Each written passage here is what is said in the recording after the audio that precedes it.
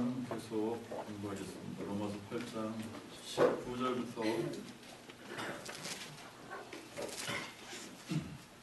27절까지 우리 읽도록 하겠습니다.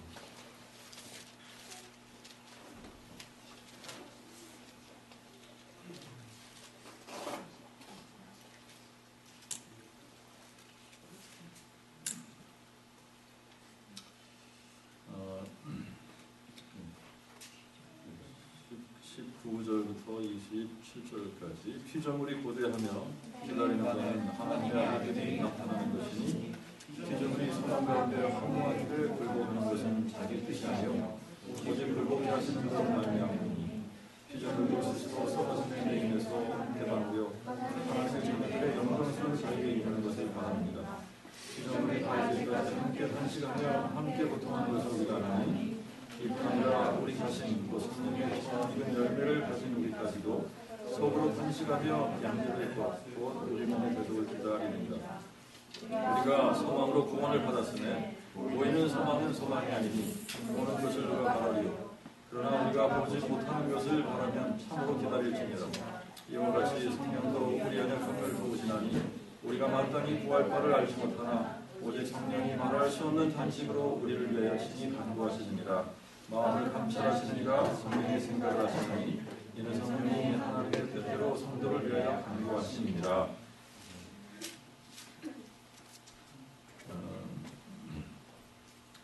지난주에는 우리가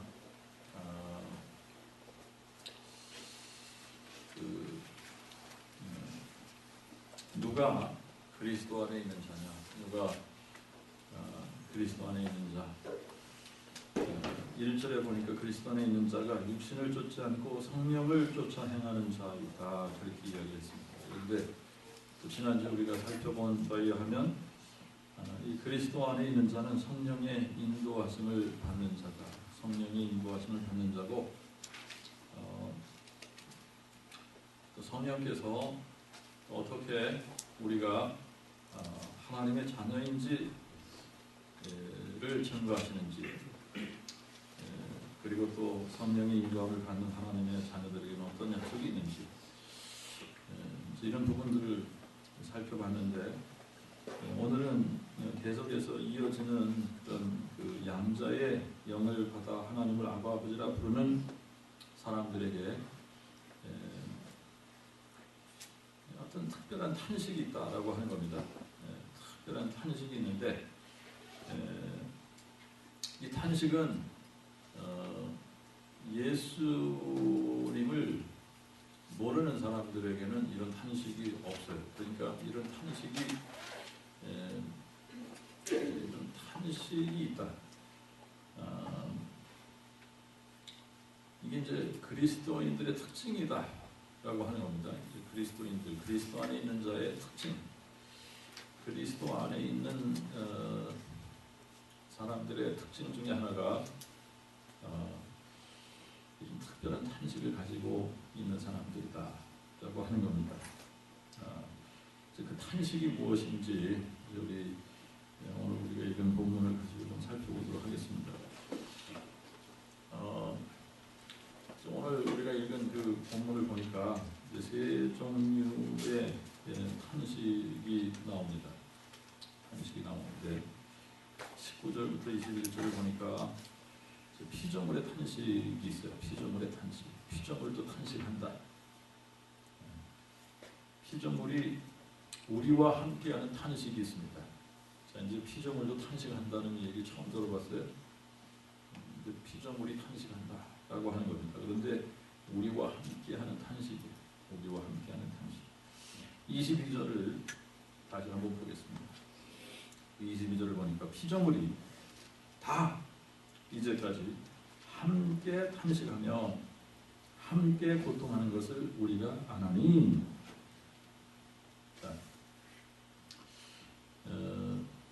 천사들도 피조물이지만 여기서 이야기하는 피조물은 천사들은 이제 제외가 된 듯해요. 천사들을 포함시키는 피조물은 아니에요. 사단도 피조물이지만 사단을 포함한 그런 피조물을 이야기하는 것 같지 않고, 역시 이제 우리도 피조물이지만 지금 22절의 이 피조물에는 우리도 들어가지 않아요. 자, 그러니까 이제 여기서 이야기하는 이 피조물은 창세기 1장에 하나님께서 천지를 창조하실 때 창조하셨던 그 피조물들을 의미하는데, 우리 눈에 보이는 만물을 이야기한다, 그렇게 생각하면 될 것 같습니다. 공중에 나는 새들, 들의 짐승들, 물고기들, 또 우리가 볼 수 있는 모든 풀과 꽃과 나무들, 생명을 가진 이런 피조물들, 생명을 가진 이런 피조물들이 창세기 1장을 보니까 하나님께서 천지를 창조하실 때 이제 이 하나님께서 이런 피조물들을, 피조세계를 창조하시면서 하신 말씀이 있습니다. 하나님 보시기에 좋았더라. 하나님 보시기에 좋았더라, 이렇게 표현하셨어요. 그리고 모든 것을 다 창조하신 다음에 하나님께서 뭐라고 하시냐면 하나님 보시기에 심히 좋았더라. 하나님 보시기에 심히 좋았더라. 하나님께서 만물을 창조하시고 나서 흡족해 하셨어요. 하나님 보시기에 심히 좋았습니다. 하나님 보시기에 심히 아름다웠어요. 그렇게 아름답고 그렇게 보기 좋았던 이 피조 세계가 얼마 안 가서 이제 이 하나님의 저주를 받게 됩니다. 그죠? 하나님의 저주를 받게 돼요. 이제 이 하나님의 저주를 받게 되는 동기가 자기들이 피조물들이 뭐가 잘못해서, 자기들이 뭘 잘못해서 저주를 받은 것이 아니라 이게 다 누구 탓이냐면 아담 탓이죠. 아담의 탓이. 아담으로 인해서 저주를 받게 됐어요. 그래서 3장, 창세기 3장에 가서 보니까 14절에 여호와 하나님이 뱀에게 이르시되 내가 이렇게 하였으니 너는 모든 육축과 들의 모든 짐승보다 더욱 저주를 받아, 이렇게 표현했습니다. 그러니까 다른 짐승들도 저주를 받았는데 뱀은 그 짐승들보다 더 저주를 받게 된다라고 하는 거죠. 그죠? 그러니까 뱀만 저주받은 게 아니라 다른 짐승들, 모든 육축, 들의 모든 짐승들도 다 저주를 받은 거예요. 그리고 이제 17절에 가서 보니까 하나님께서 이렇게 말씀하셨어요. 아담에게 이르시되 내가 네 아내의 말을 듣고 내가 너에게 먹지 말라 명한 나무의 실과를 먹었은즉 땅은 너로 인하여 저주를 받고, 누구 때문에 저주를 받았다고요? 땅이? 아담 때문에 저주를 받았다는 거예요. 그러니까 아담으로 인해서 저주가 임한 겁니다. 아담으로 인해서 온 피조 세계에 저주가 임했어요.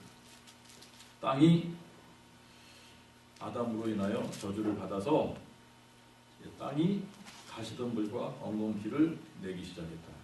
그 전에는 저주가 임하기 전에는 가시덤불이나 엉겅퀴는 없었습니다. 그죠? 그런데 이제 저주가 임하면서 땅이 가시덤불과 엉겅퀴를 내기 시작했어요. 그래서 이제 이 세상 안에 존재하는 모든 피조 세계가 저주권 아래 들어가게 된 겁니다. 누구 때문이냐? 아담 때문이다. 아담 때문. 이게 그냥 잘못되면 조상 탓한다 그러는데 그냥 이게 진짜 조상 탓이에요.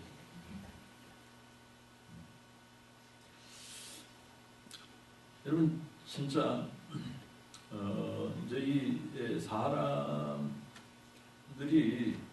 사실 이게 저주의 근원이라, 사람이 저주를 받게 된 이게 그 근원적인 이유란 말입니다. 잘 생각해 보면 새들, 들의 짐승들, 물고기들 아무 죄가 없는데 그냥 아담 때문에 다 같이 덤탱이를 쓴 거예요. 덤탱이를 썼는데 여러분 사실 지금도 다른 피조물들은 가만히 보면 무슨 우리가 이제 환경오염 걱정을 하고 그러는데 여러분 새들이 다니면서 환경을 오염하고 다니더라. 또 짐승들이 몰려다니면서 환경오염을 시키고 다니더라. 무슨 또 물고기들이 때로 오시어 다니면서 바다를 오염시키더라. 이런 얘기 들어보셨습니까? 이게 하나님께서 만든 피조 세계를 이 망가뜨리는 장본인들이 다 사람이에요. 사람들이 가는 곳마다 환경이 오염되고 그잖아요, 그죠? 예? 깨끗한 물도 사람들이 들어가면 오염이 돼. 예? 그러니까 이제 다른 피조 세계가 문제가 아니에요. 지금 이 다른 피조 세계는 인간들 때문에 덤탱이를 쓴 거야. 우리 때문에 같이 저주를 받은 거예요. 아담 때문에 저주가 그들에게 임한 거예요. 피조 세계에 임한 거예요. 이게 진짜 세상이 망가지는 거 여러분들 생각을 해보면 다 사람들이 세상을 망가뜨리는 거예요. 그잖아요, 그죠? 예. 여러분들 어떤 특별한 종류의 짐승들이 잘못해가지고 세상이 망가지는 적 봤습니까? 예? 우리가 이제 속된 표현으로 개 판친다 그러는데 개들이 막 판치고 다닌다고 세상이 망가지는 거 아니거든요. 그잖아요, 그죠? 개들이 막 판치고 다닌다고 세상이 망가지는 거 아닌데 사람들이 망가뜨리는 거예요. 사람. 이 사람이 참 이렇게 세상을 망가뜨리고 모든 피조 세계를 함께 저주 아래 있게 됐는데, 그래서 피조물이 고대하는 것이 뭘 고대하느냐? 정말 피조물이 고대한다. 여기서 고대한다라고 하는, 고대하고 기다린다라고 하는 이 표현이 뭐냐면요, 목을 쭉 이렇게 빼는 겁니다. 이게 목을 쭉 빼고 보는 그런 거를 이야기해요. 여러분, 우리 사람들 표현 속에 그런 거 있잖아요, 그죠? 누군가를 간절히 기다릴 때 목을 어떻게 한다고요? 목 빼고 목이 빠지게 기다린다. 그러잖아요. 목 빠지게 기다린다. 목을 빼고 기다린다 그러잖아요, 그죠? 그러니까 피조물이 목을 쭉 뻗고 기다리고 고대하는 것이 있는데 그게 뭐냐? 하나님의 아들들이 나타나는 것을 기다린다. 그것을 목 빠지게 기다린다라고 하는 겁니다. 자, 21절에 보니까 피조물도 스스로 썩어짐에 매임해서 해방되어 하나님의 자녀들의 영광스러운 자유에 이르는 것을 바라느니라, 그렇게 표현했습니다. 근데 이제 하나님의 아들들이 나타나고 하나님의 자녀들의 영광스러운 자유에 이르는 그때가 언제냐? 그때가 언제요? 네? 그때는 예수 그리스도의 강림의 때예요. 주님의 재림의 때입니다. 주님의 재림의 때. 자, 그러니까 모든 피조물이 지금 목을 빠지게 기다리고 있는 그때가 언제라고 우리가 할 수 있죠? 예수 그리스도의 재림을 기다린다, 이렇게 표현할 수 있어요. 주님의 재림을 기다리는데 왜 그때를 기다리느냐? 예수 그리스도께서 재림하셔야 저주가 풀리는 거예요.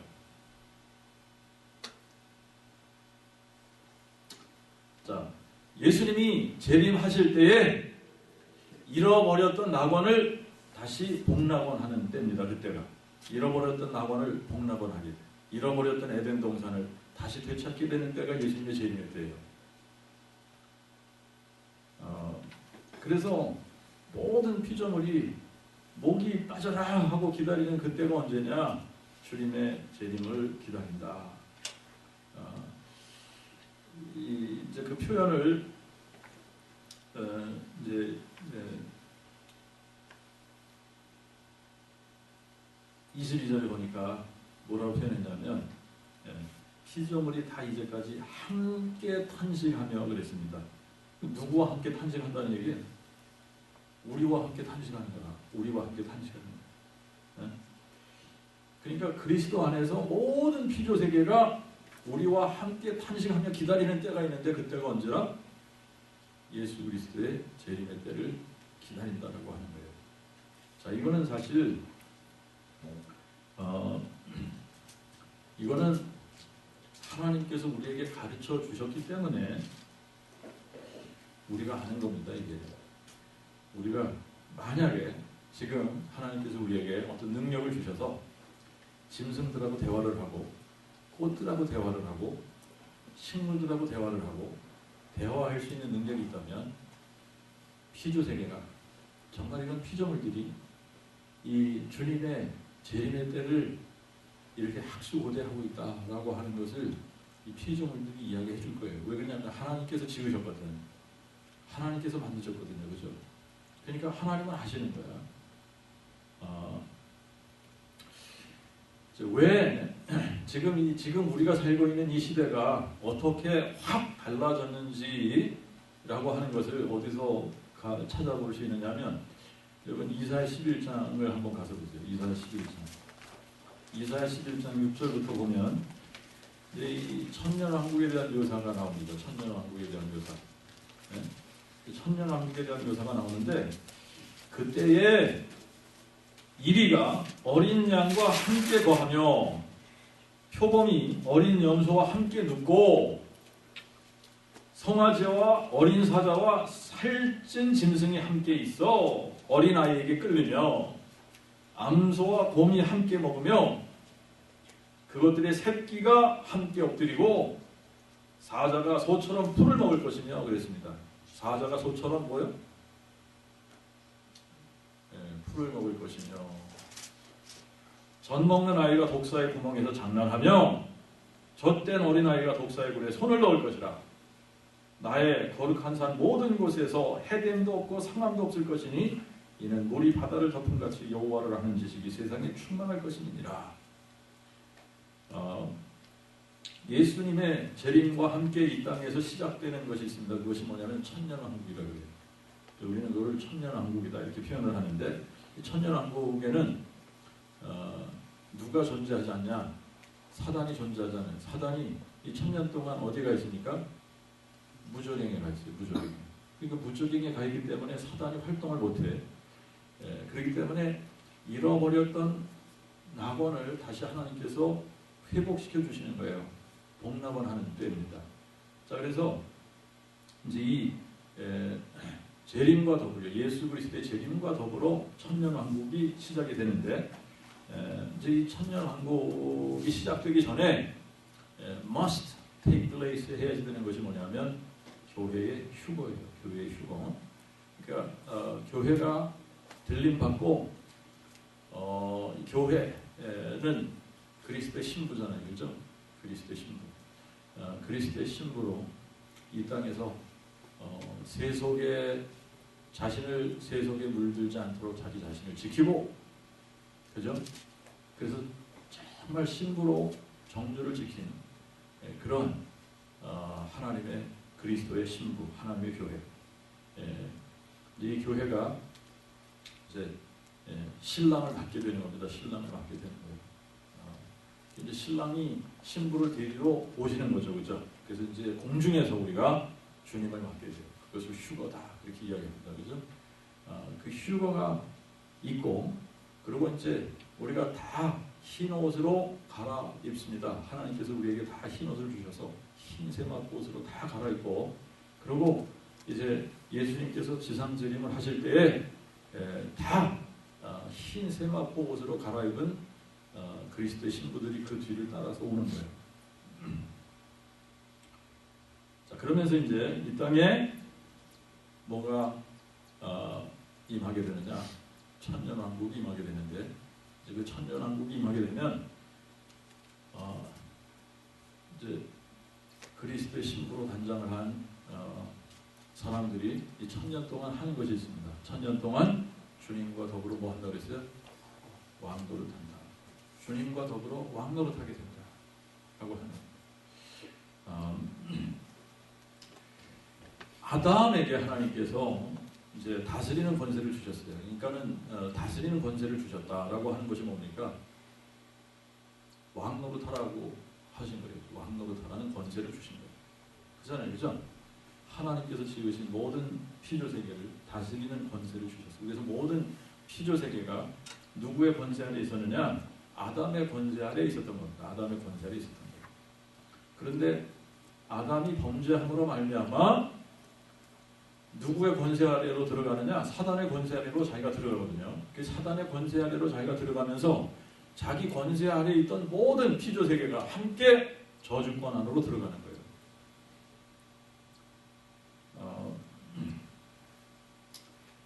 자, 그런데 이제 그렇게 저주권 아래에 있던 이 피조 세계가 계속 고대하고 기다리는 것이 이 하나님의 아들들이 나타나는 때입니다.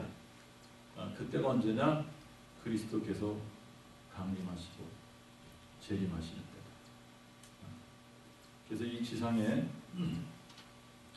이제 잃어버렸던 낙원이 회복되어지는 바로 그 때를 지금 모든 피조 세계가 고대하고 있다. 여러분, 에덴 동산에서는 사자들이 풀을 뜯어 먹었다. 이제 고기를 좋아하시는 분들은 천녀왕국 때 참 실망스럽긴 하겠지만 육식은 없습니다.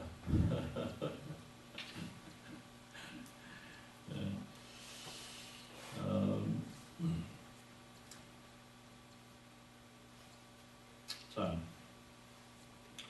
여러분 이렇게 피조 세계가 탄식하는 거 정말 이제 기다리고 groaning한다. 영어로는 그렇게 표현을 했는데 탄식한다.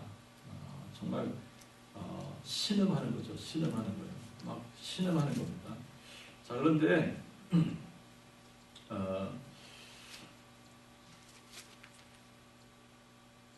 이제 이 탄식이라고 하는 이 표현이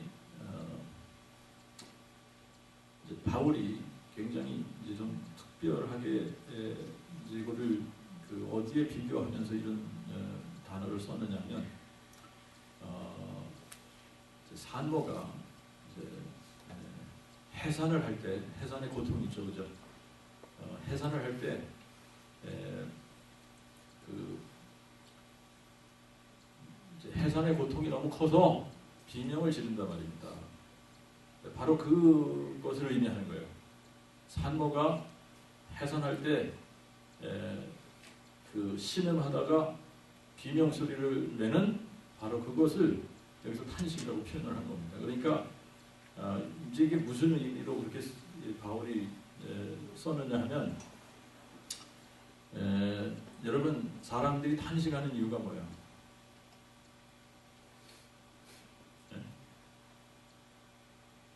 탄식하는 이유가 소망이 없어지고 뭔가 자기의 능력 바깥의 일들을 바라보면서 한탄스러울 때 탄식이 나오는 거 아닙니까? 그죠? 네? 그럴 때 탄식이 나오는 거예요. 근데 이제 여기서는 탄식이 좀 다른 그런 정말 그 아주 비관적이고 낙관 정말 어떤 소망이 없는 그런 탄식이 아니라 이 산모가 여러분 고통스러워서 비명을 지르지만 그게 언제 끝나죠? 아기가 태어나면 끝나는 거잖아요, 그죠? 그런데 그러한 고통도 사실은 산모가 다 감수해내면서 아이를 출산해내는데 아이를 출산하고 나면 뭐가 있느냐면 기쁨이 있어요. 그죠? 기쁨이 있는 거예요. 그런 면에서 이게 다른 탄식이에요. 그런 면에서 지금 피조물들의 탄식도 그렇고 우리의 탄식도 그렇고 23절부터 25절까지는 우리의 탄식이 나오는데 이제 우리의 탄식도 마찬가지로 어떤 것을 바라보고 탄식하는 거냐면 우리의 구원을 바라보고 탄식하는 겁니다. 23절부터 보면 23절에는 이뿐 아니라 우리 자신 곧 성령의 처음 익은 열매를 가진 우리까지도 속으로 탄식하며 뭘 기다린다고 그래요? 양자될 것, 곧 우리 몸의 대속을 기다리느니라. 여러분, 우리 몸의 대속을 기다린다라고 하는 것이 지금 이제 우리가 로마서를 공부하면서 우리가 지금 구원받았지만 구원받지 못한 우리의 일부가 있다고 그랬죠. 그죠? 예? 그 뭐라 그랬어요? 몸, 육체. 우리의 몸이 아직 구원받지 못했다 그랬어요. 그죠? 이제 이 몸이 언제 구원받는다 그랬어요? 예. 그리스도께서 재림하실 때에 우리가 어떻게 된다? 주님이 공중에 강림하실 때에 우리가 어떻게 돼요? 우리가 들림 받을 때에 영화된 몸으로 트랜스피겨 된다 그랬죠. 그죠? 예. 이 트랜스피겨가 되는 거예요. 우리의 몸이 변형되는 겁니다. 변형되는 거예요. 영화된 몸으로 변형되는 거예요. 이제 그때를 이야기하는 겁니다. 자, 그래서 우리도 탄식하며 기다리는 때가 있는데 그때가 언제냐? 주님의 강림을 기다린다라고 하는 겁니다. 주님의 강림을 기다리는 거예요. 그래서 이제 이게 우리의 탄식이 다르다라고 하는 겁니다. 우리의 탄식은 소망을 가지고 탄식하는 거예요. 소망을 가지고 탄식하는 거예요. 절망 때문에 탄식하는 것이 아니라 소망을 가지고 탄식하는 거다라고 하는 겁니다. 산모가 아이를 출산할 때 고통스러워요. 그래서 비명을 질러. 그렇지만 소망이 있는 거예요. 생명이 탄생하는 거예요. 그리고 그 후에는 기쁨이 있잖아요. 바로 그겁니다. 자, 우리가 이제 7장에서 보니까 바울이 어떻게 이제 이 자신의 육체에 이 구원받지 못한 그 육체 때문에 어떤 탄식을 했어요. 오라, 나는 공고한 자로다. 누가 이 사망의 몸에서 나를 건져내려? 그러면서 이제 그런 탄식을 했지 않습니까, 그죠? 이제 그런 고민이 있는 겁니다. 그런 신음이 있는 거예요. 그런 탄식이 있는 거예요. 자, 그런데 이제 24절에 번역상으로 약간 조금 고치면 좋을 것 같은 부분이 있습니다. 24절을 보니까 우리가 소망으로 구원을 받았음에 보이는 소망은 소망이 아니니 보는 것을 누가 바라리요? 그렇게 번역을 했어요. 그죠?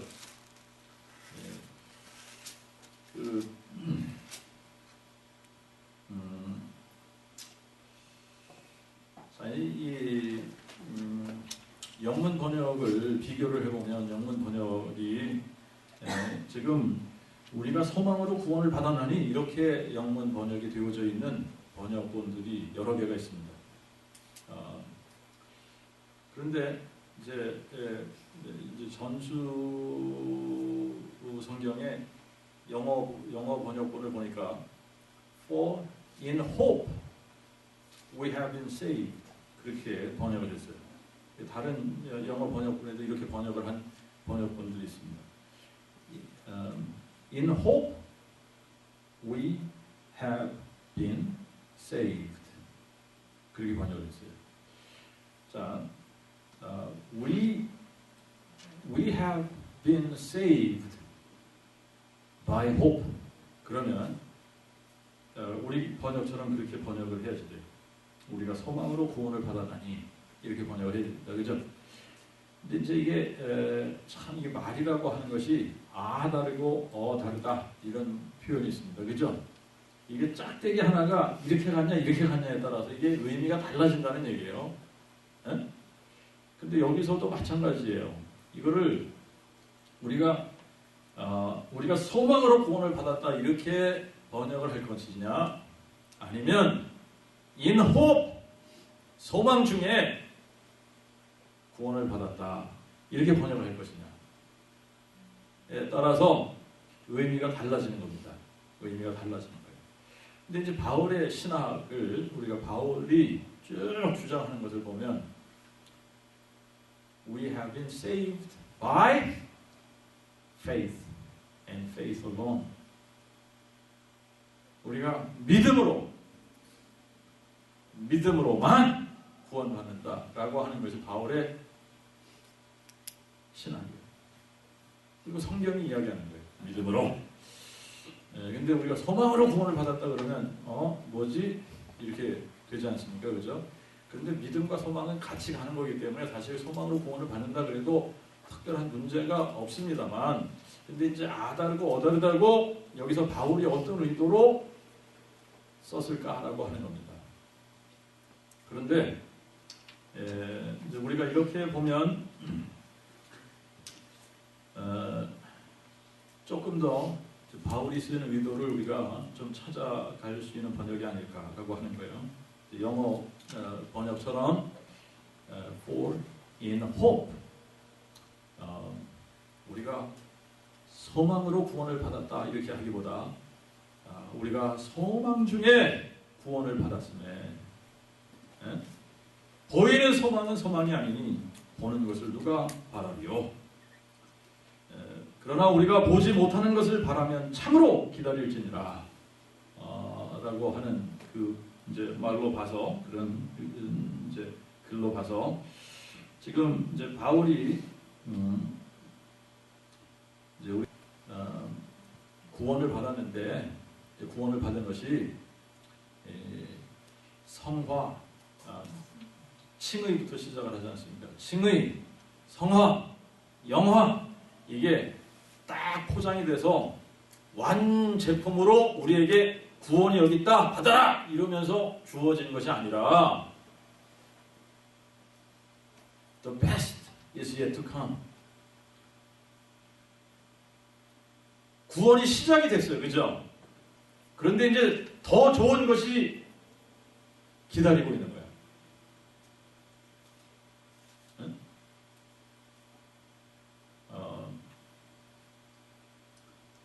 그래서 소망 중에 구원을 받았음에 보이는 소망이 아니니 보는 것을 누가 바라리요. 그러나 우리가 보지 못하는 것을 바라면 참으로 기다릴지니라. 그러니까 이제 장차 우리가 받을 보다 나은 상태의 구원이 있다라고 하는 겁니다. 그것을 바라본다라고 하는 거예요. 그것이 바로 우리 주 예수 그리스도의 재림의 때인데, 그때에 우리 몸이 영화로운 몸으로 변형될 것을 기다리는 거다. 그런 의미에서 바울이 우리가 소망 중에 그것을 소망하면서 구원을 받았다라고 그렇게 썼을 것이다라는 거죠.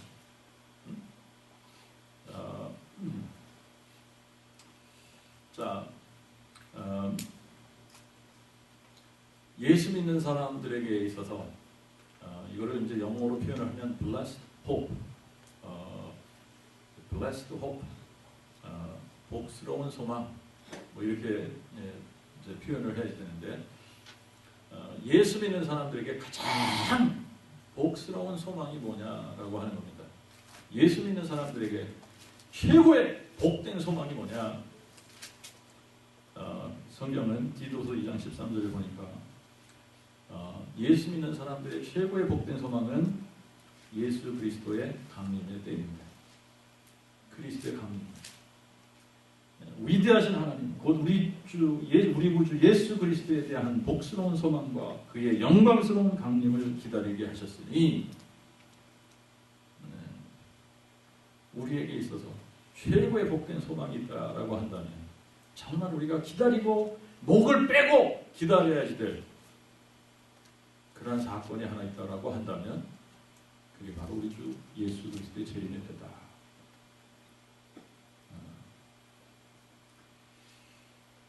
자, 이거는 성령의 인도함을 받는, 그리스도의 영이 있는, 그래서 하나님을 아버지라고 부르는 성령으로 인친 하나님의 자녀들에게만 있는 유일한 탄식입니다.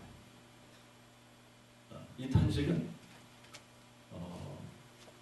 예수님을 모르는 자들에게는 이런 탄식이 없어요.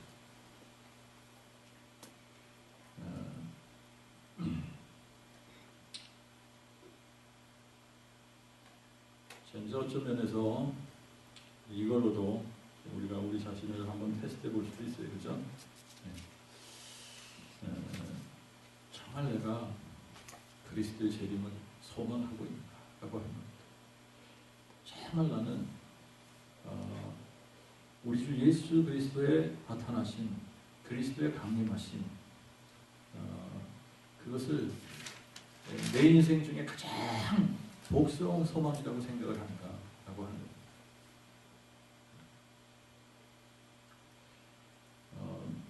여러분, 이 순간이 우리에게 있어서는 최고의 복스러운 순간이 될 수밖에 없어요. 왜 그러냐면 이때에 우리의 구원이 완성되기 때문에 그래요. 이때 우리의 구원이 완성되는 겁니다.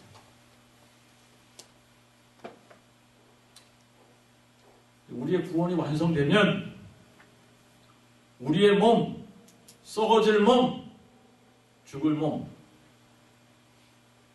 우리의 육체가 썩지 아니한 영광스러운 몸으로 변형되는 거예요. 여러분, 이게 얼마나 아름다운 순간입니까? 그죠? 얼마나 우리가 기대하고 고대할 만한 그러한 순간이냐는 얘기예요. 우리는 이 순간을 맞이함으로 말미암아 예수 믿는 사람들에게는 이제 주님 앞에서 상급도 받게 되고 또 이제 예수님과 그리스도로 더불어 공동상속자가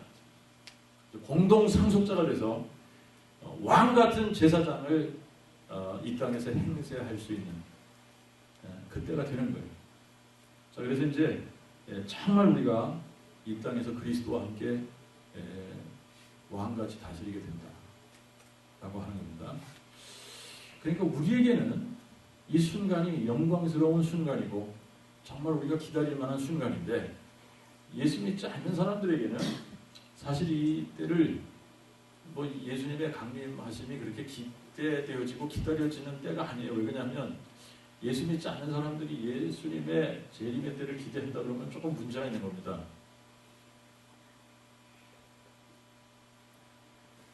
예수 믿지 않는 사람들에게는 이때가 무슨 때냐? 하나님의 심판의 때요, 하나님의 진노의 날이에요.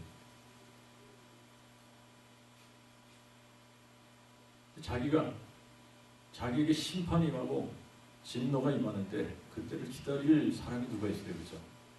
제발 좀 오지 말아라. 제발. 그러죠. 제발. 이때는 우리에게 필요하지 않아. 예수님의 재림 우리에게 필요하지 않아. 예수님 오신다는 얘기 좀 하지 마라.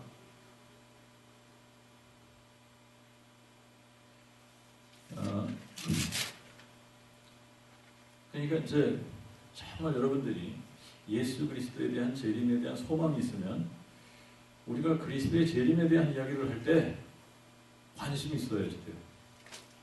관심이 있어야 돼요. 응? 정말 그때에 대한 관심이 있어야 돼요.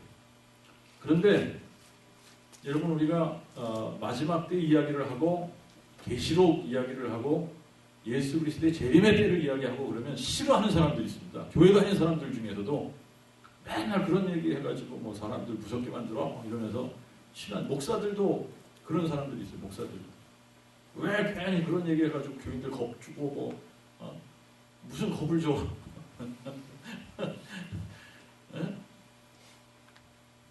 겁나면 뭐가 잘못된 거 아니에요? 예수 그리스도의 재림의 때를 이야기하고 있는데 겁난다 그러면 뭐가 잘못된 거예요. 여러분, 겁나는 사람들은 왜 겁나? 자기가 심판받고 하나님의 진노를 받게 되니까 겁나는 거예요. 그러나 정말요, 성령의 인도함을 받는 사람들은 여러분 겁낼 게 하나도 없어요. 이때가 가장 기다려지는 때예요. 우리의 인생 가운데 가장 소망을 가지고 기다릴 때가 언제냐? 예수 그리스도의 강림의 때. 자,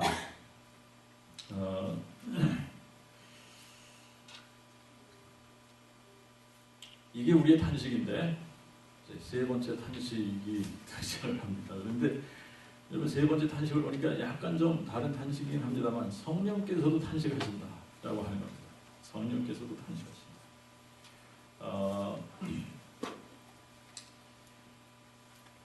피조물은 뭐 이제 괜히 우리 조상 때문에 저주권 안에 들어가서 정말 우리가 고대하는 그 고대와 기다림을 가지고 탄식을 한다. 우리와 함께 탄식한다. 뭐 그러면 그건 이해를 하겠는데 뭐 피조물만 우리와 함께 탄식하는 것이 아니라 성령께서도 우리와 함께 탄식하신다. 성령께서도 탄식하신다. 자, 그러니까 이제 이 성령께서 탄식하신다라고 하는 이 표현 때문에 이제 어떤 성경학자들은 잠깐 이게 무슨 성령께서 하나님이신데 하나님이 무슨 탄식을 하시냐? 이거는 그런 의미가 아니다. 뭐 그러면서 이제 이걸 다르게 해석하려고 하는 사람들이 없잖아 있어요. 이거는 성령께서 탄식하신다라는 이야기가 아니라 성령께서 무슨 탄식을 하시겠냐? 성령께서 탄식하시는 것이 아니라 성령께서 우리로 하여금 탄식하게 하신다는 얘기다. 근데 아무리 읽어봐도 그 얘기는 아닌 것 같아요. 아무리 읽어봐도 성령께서 우리를 통해서 탄식하게 하신다 이 얘기는 아닌 것 같고 성령께서도 탄식하시는데 여기 보니까 우리가 연약하기 때문에 우리의 연약함을 돕기 위한 성령님의 사역 중에 하나예요. 그게. 그래서 26절에 보니까 이와 같이 성령도 우리 연약함을 도우시나니 우리가 마땅히 구할 바를 알지 못하나 오직 성령이 말할 수 없는 탄식으로 우리를 위하여 친히 간구하시느니라. 어떤 분들은 이게 성령도 이렇게 번역한 거를 못마땅히 하시는 분도 있습니다. 뭐 성령도 이게 조금 잘못된 것 같다. 이와 같이 성령은 이렇게 번역을 해야 되는데 또 이렇게 이제 뭐 생각하시는 분들도 있어요. 아 다르고 다르다고 도하고 은하고는 틀리다 이거지. 그래서 성령도가 아니라 성령은 이렇게 해야 된다. 이런 분들도 있어요. 그런데 그냥 문맥으로 보면 이런 얘기입니다. 피조물도 탄식하고 우리도 탄식하는 것처럼 성령도 탄식하신다는 얘기예요. 그렇게 보면 뭐 문제될 게 하나도 없는데 이와 같이 그 얘기는 무슨 얘기예요? 피조물이 탄식하는 것 같이 우리가 탄식하는 것처럼 성령도 탄식하신다. 그런데 왜 탄식하시냐? 우리의 연약함을 돕기 위해서 탄식하신다라고 하는 겁니다. 근데 성령께서 탄식하시는 이유가 조금 달라요. 그죠? 성령께서 탄식하시는 이유는 우리를 돕기 위해서입니다. 근데 우리가 왜 도움이 필요하냐? 연약해서 도움이 필요한 거예요. 연약해서.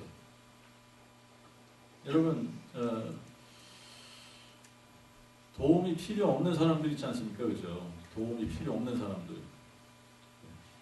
모든 것을 자기가 다 할 수 있기 때문에 그 사람에게 도움이 필요 없는 거예요. 그잖아요. 그죠?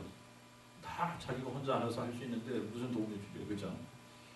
근데 연약한 사람들에게 도움이 필요한 겁니다. 연약한 사람들에게는 도움이 필요한 거예요. 우리가 연약하기 때문에 도움이 필요하다. 그래서 우리의 연약함을 돕게 하시기 위해서 하나님께서 성령을 보내주신 겁니다. 근데 성령을 뭐라고 표현하느냐면 보혜사 성령이다. 그 보혜사를 영어로는 help예요. help. 그러니까 돕는 자입니다. 돕는 분. 돕는 분. 우리를 돕는 분으로 성령을 보내주셨어요. 성령을 보내주셨어요. 그런데 어떤 부분을 도우시느냐? 어떤 부분을 도우시느냐? 보니까 기도 부분을 도우시는 거예요. 기도 부분을. 그죠? 그래서 뭐라 그래요? 오직 우리가 마땅히 구할 바를 알지 못하나, 우리가 마땅히 구할 바를 알지 못하기 때문에 성령이 말할 수 없는 탄식으로 우리를 위하여 친히 간구하신다.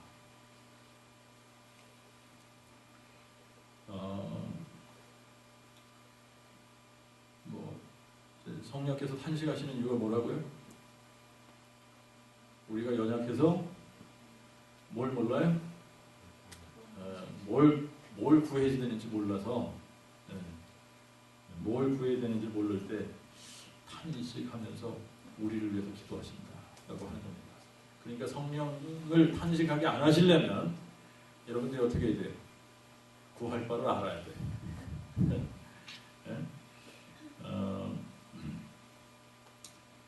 자, 이제 이 기도에 대한 부분을 우리가 좀 잠깐 한번 생각을 해봅시다.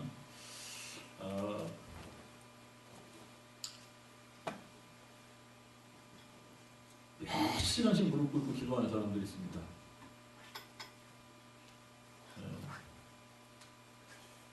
뭐 하나님의 보좌를 움직이는 기도 그래가지고 책을 쓴 사람이 있어요. 저기도 보면 책이 있어요. 2권이나 상하 이렇게 해가지고 그 사람은 책 제목부터가 조금 잘못되긴 했어요.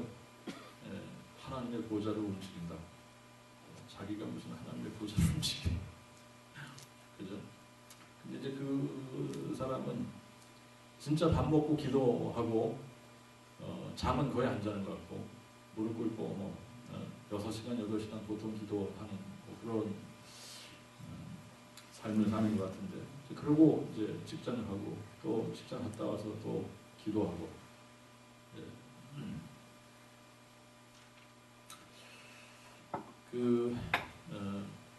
그렇게 장시간 기도하는 사람들 있단 말이죠. 무릎 꿇고 옷장에 들어가서 뭐 서너 시간씩 기도하는 사람들도 있고 그렇게 오래 기도하는 것이 뭐 잘못됐다는 얘기하는 것이 아닙니다만 오랜 시간을 기도하면서 자기가 뭘 구하는지 모르는 사람들이 대부분입니다.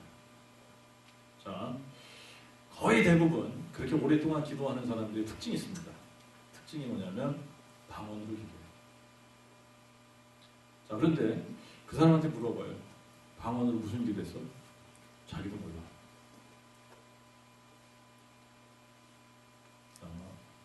방언으로 자기가 기도하고 나는 이렇게 기도했습니다. 아는 사람이 하나도 없어요. 방언으로 기도하고 자기가 무슨 기도했는지 모르는 거예요.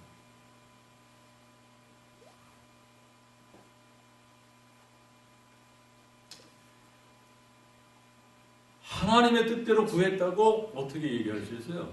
자기가 무슨 기도했는지도 모르는데. 네?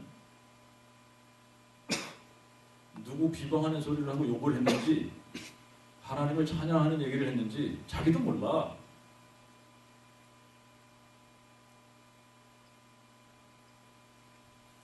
이제 또 새벽마다 나가서 기도하는 사람도 있습니다. 새벽마다 나가서 기도하는 사람도 있어요. 그런데 대부분 새벽에 나가서 열심히 기도하는 사람들 치고 하나님의 뜻을 따라 기도하는 사람들 거의 없어요. 제가 예전에 이제 기도 의자를 만들어서 선물한 적이 있습니다.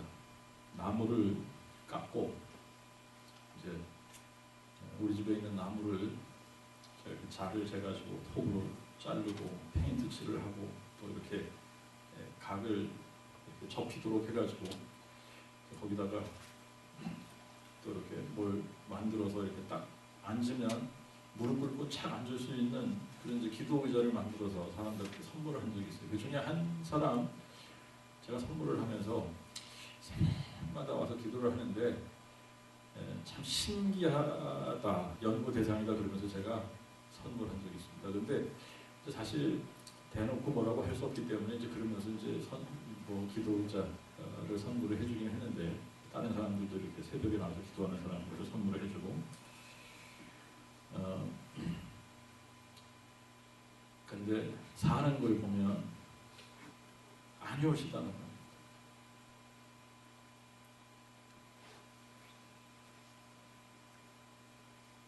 제 생각에 저에게 궁금한 것이 하나 있는데 저 자매는 새벽마다 와서 뭘 기도할까? 그게 궁금해요. 새벽마다 와서 기도하는데 변하지 않고 상당히 욕심스럽고 조금 사나운 면이 있고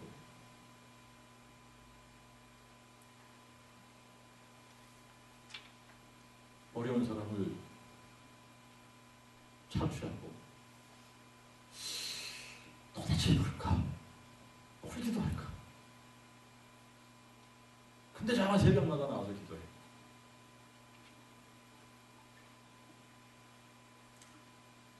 근데 들어보면 거의 대부분 그걸 겁니다.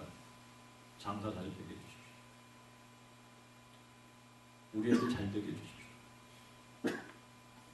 뻔해요. 사업 잘 되게, 자식 잘 되게, 돈 잘 벌여다가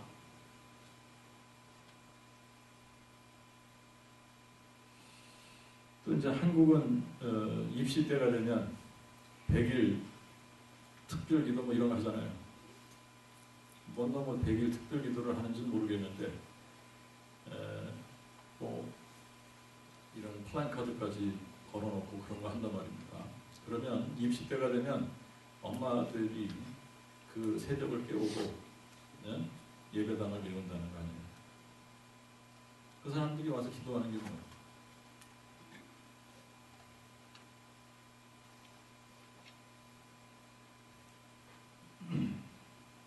입시시험 자기 아이들 잘 보게 해달라는 거 아니겠어요? 그죠? 이런 기도가 대부분이에요. 이런 기도가 대부분. 거의 대부분의 기도가 하나님을 빙자해서 자기 잘 되게 해달라. 하나님을 빙자해서 자기 잘 되게 해달라. 자기 자식들 잘 되게 해달라.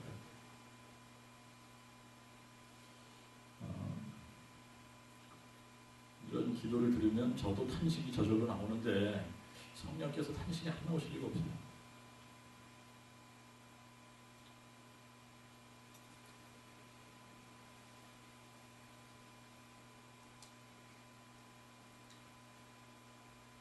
성령께서 탄식하면서 우리를 위해서 기도하시는 부분이 뭐냐? 우리가 하나님의 뜻대로 기도하기를 위해서 기도하십니다.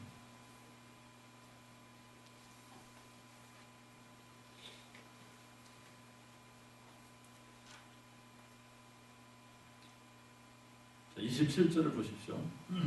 마음을 감찰하시는 이가 성령의 생각을 하시나니 이는 성령이 하나님의 뜻대로 성도를 위하여 간구하십니다.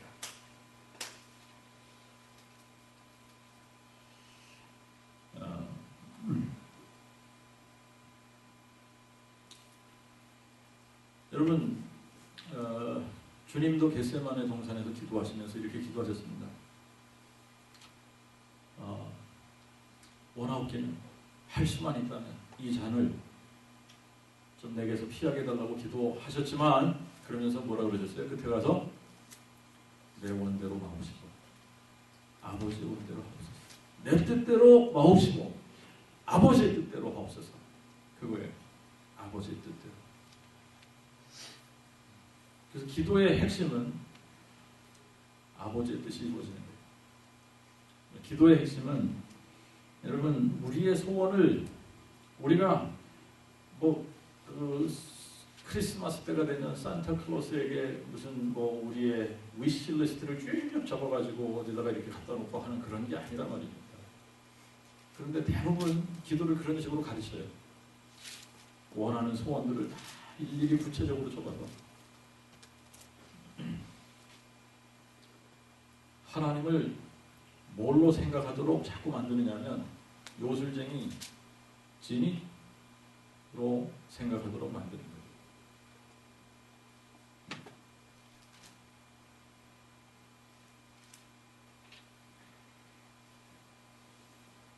자, 기도의 핵심은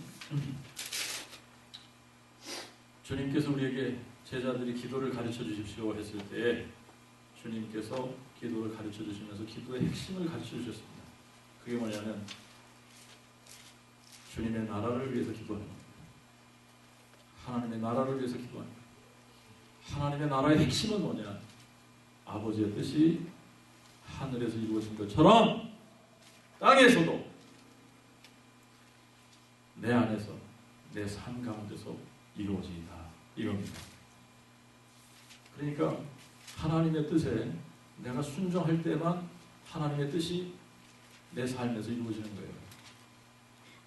하나님의 뜻이 하늘에서 이루어지는 것처럼 이 땅에서 이루어지는 것이 내가 그 뜻에 순종할 때만 가능한 겁니다. 사실 그래서 그것을 위해서 기도해야 돼요. 그것을 위해서 기도해야 되는데 우리가 때로는 엉뚱한 기도를 많이 합니다. 사실 저부터 시작해서 엉뚱한 기도 많이 해요. 엉뚱한 기도.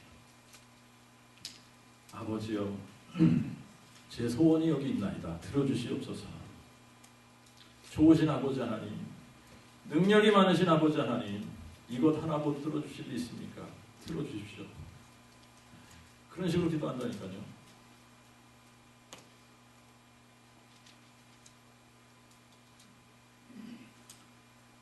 야고보서 4장에 보니까 너희가 욕심을 내어도 얻지 못하고 살인하며 질투하여도 능히 얻지 못하는도다. 너희가 다투며 싸우고 그래도 얻지 못하면 너희가 구하지 아니하며 너희가 구하여도 받지 못하면 정욕으로 쓰려고 잘못 구하리라. 정욕으로 쓰려고 잘못 구하는 기도가 얼마나 많은지 몰라요. 어떤 목사님은 그렇게 얘기했다고 그랬는데 하나님이 화나시면 우리가 요구하는 대로 들어주신다. 하나님이 화나시면 우리가 요구하시는 대로 들어주신다. 그런데 그게 맞아요. 여러분 시편 여러분 어디 가시냐면 시편 106편 가세요. 시편 106편 15절을 한번 읽어보세요. 15절.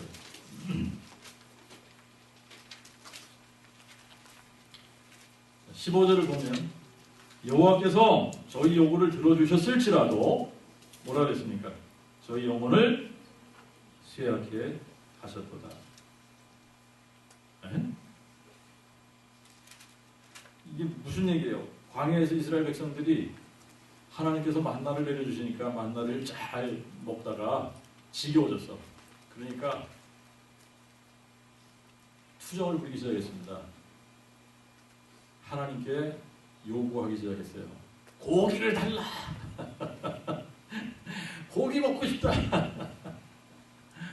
고기 달라고 물었어요. 징징대서 고기 달라고 징징징징 울으니까 하나님께서 그래. 니네들 코에서 냄새나도록 내가 주마 그러면서 요구를 들어주셨습니다. 그렇죠? 요구를 들어주셨지만 그들의 영혼은 어떻게 됐다는 거예요? 네? 그래서 정말로 그래요. 하나님께서 화나시면 우리의 요구를 들어주시는 거예요. 네? 사람들이 계속 복달라 징징징징 되면 그래 먹고 떨어져라 그러고서 하나님께서 뭐 물질 축복 달라 그러면 주시는 겁니다. 주시는 거예요. 근데 사람들이 뭘 이해하지 못하느냐면 이게 이제 성경으로 가지 않으니까 이런 부흥 강사들 특히 그렇고 요즘 이렇게 복을 강조하는 목사들 다 그렇고 성경으로 가지 않으니까 하나님의 말씀을 통해서 사람들을 바르게 선도해야 되는데 그렇게 못해요. 그래서 예수 믿으면 정말 복을 받아서 부자 된다. 그러니까 사람들이 부자 되려고 예수 믿는 사람들이 꽤 있습니다. 그리고 사업 잘 되게 해달라고 막 기도하니까 사업이 잘 되고 돈을 많이 버는 그런 사람들도 종종 있습니다. 자, 그런데 이제 우리가 성경으로 한번 가서 생각을 해보자고요. 성경으로 가서 보니까 예수님께서 이렇게 말씀하셨어요. 부자가 천국 가기가 얼마나 힘드냐? 낙타가 바늘기로 들어가는 것보다 힘들다는 겁니다. 그러니까 다시 말하면 불가능하다는 얘기를 하고 있는 거예요. 부자가 천국 가는 것은 불가능해. 그 얘기 아니에요? 분명히 예수님은 부자가 천국 가는 것은 불가능하다. 그렇게 말씀한 겁니다. 그런데 부자 되게 해달라고 기도하면 저 천국 안 가도 좋으니까 이 얘기하는 거예요. 그러니까 하나님께서 먹고 떨어져 임마. 부자 돼. 그러고 응답은 해주시는데 영혼은 어떻게 돼요? 영혼은 죄악게 되는 거예요.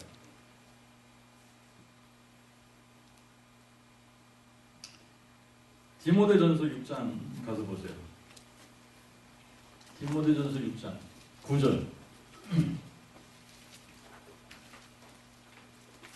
이렇게 기록했습니다. 부하려 하는 자들은 시험과 올무와 여러 가지 어리석고 해로운 정력에 떨어지나니 곧 사람으로 파멸과 멸망에 빠지게 하느니라. 돈을 사랑함이 모든 악의 뿌리가 되나니 이것을 사모하는 자들이 미혹을 받아 믿음에서 떠나 많은 근심으로 자기를 찔렀도다 그랬습니다. 여러분, 부하려 하는 자들이 어떻게 된다 그랬어요? 부하려고 하면 어떻게 돼? 참여하는 거야. 믿음에서 떠난다 그러잖아요. 미혹을 받아 믿음에서 떠나 그런다 그랬잖아요. 그죠? 부하려고 하면 어떻게 돼?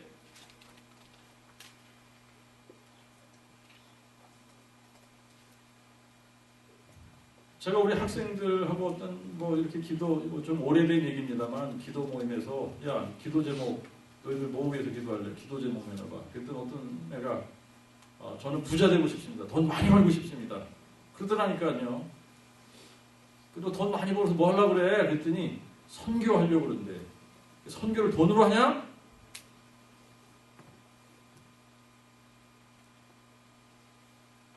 내면에 뭐가 있는 거예요? 예수 빙자에서 선교 빙자에서 좀 부자 되고 싶다 이거죠.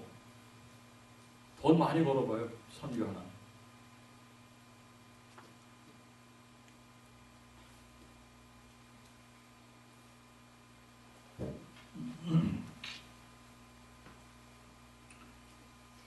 여러분 이렇게 성경은 단호하게 이렇게 가르쳐주고 있는데 여러분 얼마나 많은 사람들이 부자 되기 위해서 기도합니까? 얼마나 많은 사람들이 물질의 축복을 구하고 있습니까? 엉뚱한 거 구하는 거예요.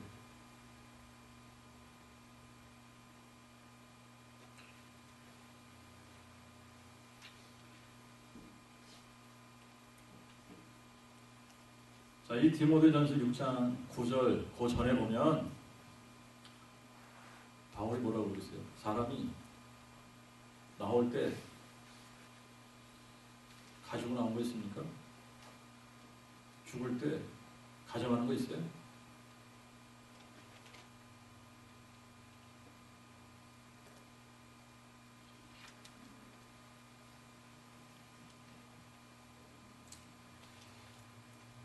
그냥 맨몸으로 왔다 맨몸으로 가는 인생인데 그걸 모르는 겁니다.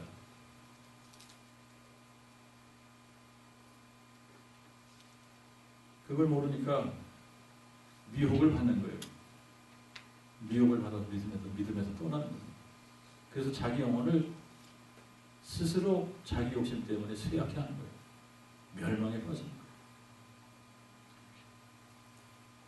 여러분, 예수님의 제자들이 변화되기 전에 예수님을 따르면서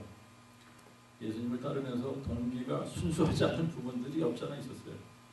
그 중에 세베대 아들들이 좀 동기가 좀 그랬어. 그래서 예수님을 따른 이유 중에 하나가 주님의 나라가 임하게 되면 우리도 한 자리 해야지. 예수님께서 분명히 다윗의 보좌에 앉게 되면 우리가 그때 한 자리 하는 거야. 형님은 우편에 앉으시오. 나는 좌편에 앉을 테니까. 그런 꿈을 꿨던 것 같아요. 이제 주님께서 예루살렘에 올라가실 때가 거의 다 돼 가니까 이 세베대 아들들이 자기 엄마까지 동원했습니다. 자기 엄마까지 동원해서 예수님을 찾아가서 간구하죠. 뭘 간구합니까? 네?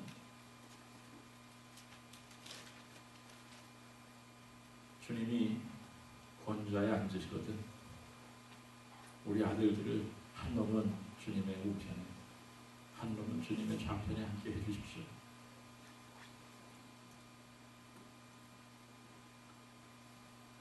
그거 간구한 거 아니에요.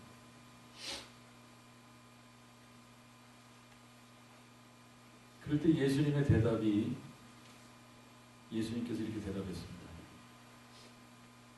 예수님께서 뭐라고 대답했는지 아세요? 너희가 무엇을 구하는지 너희도 알지 못하는도다.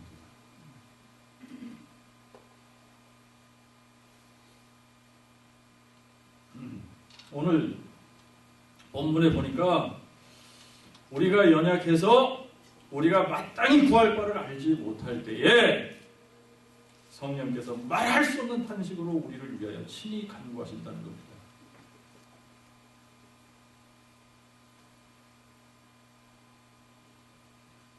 자, 우리의 욕심으로 기도하면 우리가 뭘 기도하는지 무엇을 마땅히 간구해야 되는지 모르면서 정력으로 쓰기 위해서 기도하는 거예요.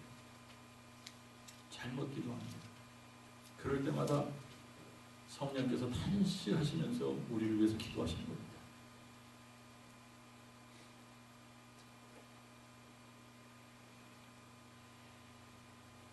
성령께서 탄식하시면서 우리를 위해서 기도하시면 어떤 일이 벌어지겠습니까?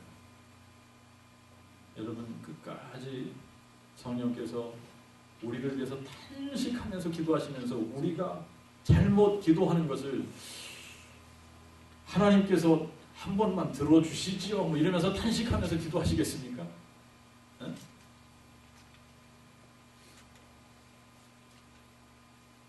아니죠. 아니에요. 성령께서 탄식하심으로 우리를 위해서 기도하시면 우리가 성령의 인도함을 받게 돼서 하나님의 뜻을 발견하게 되는 겁니다. 하나님의 뜻을 발견하면 그때 우리가 어떻게 기도하게 돼요? 하나님의 뜻을 따라 기도하게 되는 거예요.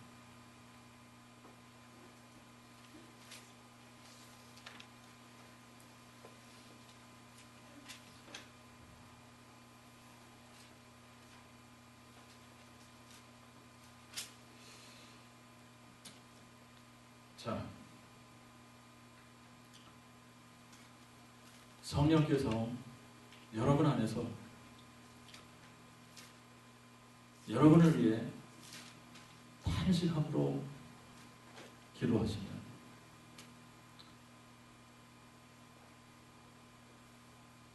여러분이 잘못 기도하고 있는 부분들을 깨닫게 하실 겁니다. 그리고 여러분이 성령으로 인도함을 받으세요. 성령으로 인도함을 받으면 여러분들이 어디로 간다고 그랬어요? 진리로 간다고 그랬어요. 진리의 말씀으로 가면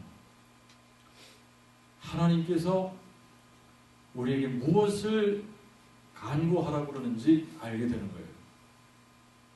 그러면 그때는 막연하게 맹목적으로 그냥 의미 없는 말을 계속 반복하면서 서너 시간씩 기도하는 게 중요한 게 아니다라고 하는 것을 아는 거예요.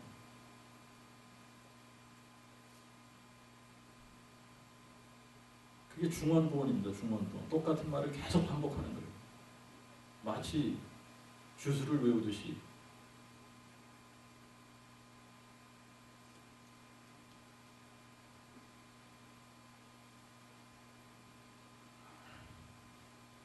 그런 기도 안 하게 되는 거예요.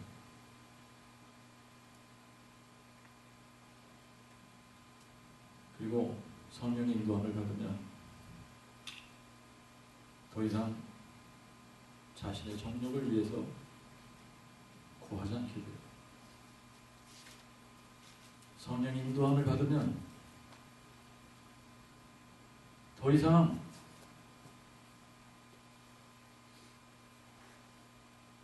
자기 자신이 이 땅에서 잠깐 잘 되고 영원히 멸망할 것을 위해서 기도하지 않게 돼요.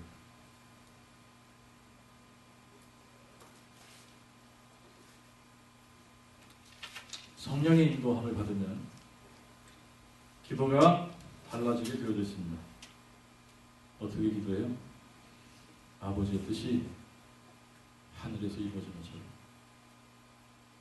아버지야, 이 땅에서 내 안에서 내 삶 속에서 이루어지지 않아요.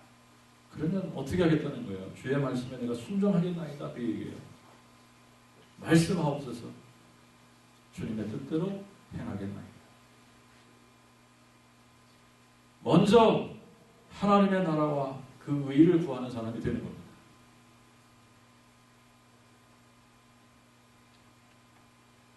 자, 바로 성령께서 이렇게 우리를 위해서 탄식함으로 우리를 위해서 기도하시기 때문에 사실 이제 이 부분은 우리가 다음 주일날 배우겠습니다만 28절 우리 한번 읽어보겠습니다.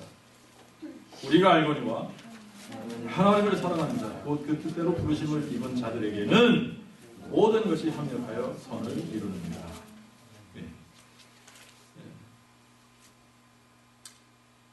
모든 피조물이 함께 탄식하며 고통하며 주님의 강림을 고대하며 기다리고 있습니다. 성령의 처음 익은 열매를 가진 우리들도 속으로 탄식하며 우리 주님의 강림하심을 기다리고 있습니다.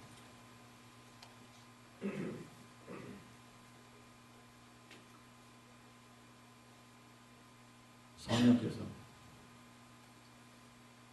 우리의 연약함을 아시기 때문에 우리가 연약해서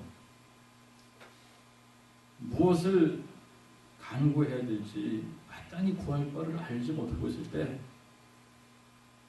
성령께서 말할 수 없는 탄식으로 우리를 위해서 친히 간구하신다고 했습니다.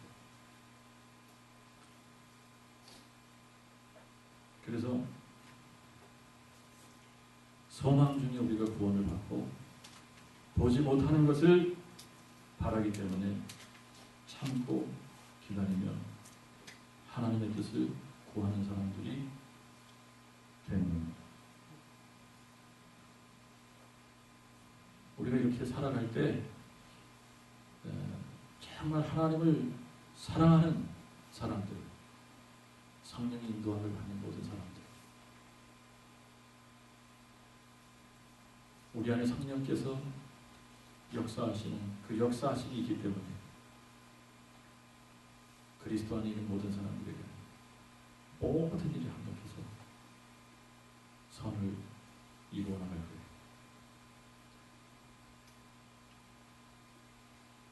자, 이게 하나님의 양자된 권세를 가진 예수 그리스도로 인해서 하나님의 아들들이 되고 성령을 모시고 성령의 인도함을 받는 우리들의 특별한 은혜. 이런 은혜들이 얼마나 귀하고 값진 것인가라고 하는 것을 알아서 정말 우리 속에서 역사하시는 그 성령님의 인도하심을 따라 하나님의 나라와 그 의를 간구하며 또 하나님의 뜻이 우리 안에서 이루어지기를 소원하는 저와 여러분들이 바랍니다. 하나님 아버지, 피조물이 함께 탄식하며 고통하며 주의 강림하심을 고대하며 기다린다고 하는 것도 제일의 한계였고, 또 우리 역시 우리 몸의 대속을 기다리며 죽어지고 썩어질 몸이 영광스러운 몸으로 변형될 바로 그때 주님의 강림의 때를 기다리는 사람들이 되도록 인도해 주시옵시고, 우리가 연약해서 무엇을 간구해야 될지 알지 못할 때 성령께서 친히 우리 속에서 탄식하시며 우리를 위해 기도하신다고 하는 것도 깨닫게 해 주옵소서. 그래서 더 이상 우리가 알지 못하는 것을 구하거나 무엇을 간구해야 될지 모르며 기도하는 사람들이 아니라 주님의 뜻을 따라 성령의 인도함을 받아 하나님의 뜻을 간구하는 저희들이 되게 도와주시옵시고, 우리들의 삶 가운데 모든 일에 합력해서 아버지의 뜻을 이뤄나가고 또 하나님의 나라를 이 땅에 세워가는 데 쓰임을 받는 모든 사람이 되도록 은총 베풀어 주시옵소서. 예수님의 이름으로 기도하옵나이다.